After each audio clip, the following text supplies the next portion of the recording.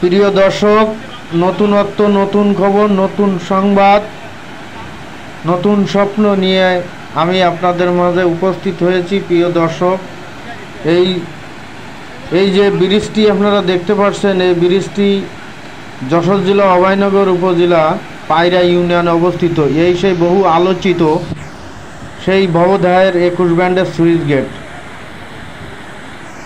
প্রিয় দর্শক, আমি আপনাদের এখন দেখানোর চেষ্টা করছি, এই যে সুইচ গেটটি দেখছেন, এই সুইচ গেট দিয়ে যশোর জেলায় 52টি বিলের পানি নিষ্কাশন হয়। প্রিয় দর্শক, এই সেই বহু আলোচিত সেই জলবদ্ধ ভবদাহর 21 ব্যান্ডের সুইচ গেট। এখানে বারবার প্রকল্প দেয়, কিন্তু ঠিকভাবে বাস্তবায়ন না হওয়ার কারণে এই জলবদ্ধ থেকেই যায়।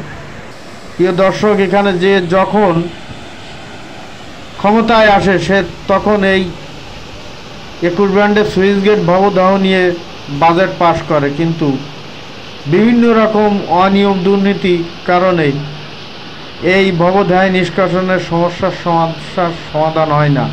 প্রিয় দর্শক, আপনারা যেমনটি দেখছেন, এখন এই পাওয়ার পাম্প দিয়েই পানি নিষ্কাশন করা হচ্ছে। প্রিয় দর্শক, এই উত্তর দিকের যে খালটি রয়েছে এটি অনেক নিচু, আর সেই নিচু জায়গা থেকে পানি পাওয়ার পাম্প দিয়ে শেষে উপরের দিকে ফেলানো হচ্ছে। তার কারণ হচ্ছে উপরের দিকে পলি পড়ে নদী ভরাট হয়ে গেছে এবং নদীর গভীরতা কম থাকায় পানি চলাচলে সমস্যা, এখান থেকে পানি সরে না। তাই পাওয়ার পাম্প দিয়ে পানি ছেঁচে এই জলবদ্ধ ভবদাহ অঞ্চলে মানুষের শান্তির জন্য, মানুষের বেঁচে থাকার জন্য একটু পাওয়ার পাম্প লাগিয়ে পানি নিষ্কাশন করা হচ্ছে। প্রিয় দর্শক, আপনারা যেমনটি দেখছেন, এই ভবদাহ অঞ্চলের 52টি বিলের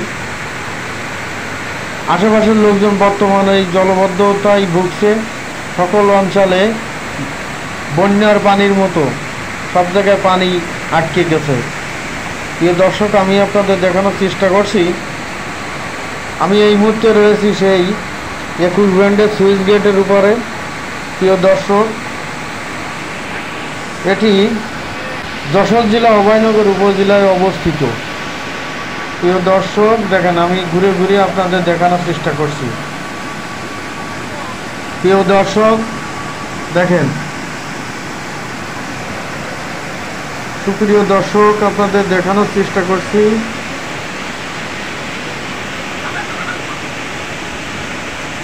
নতুন স্বপ্নের পক্ষ থেকে আপনাদের সকলকে স্বাগত।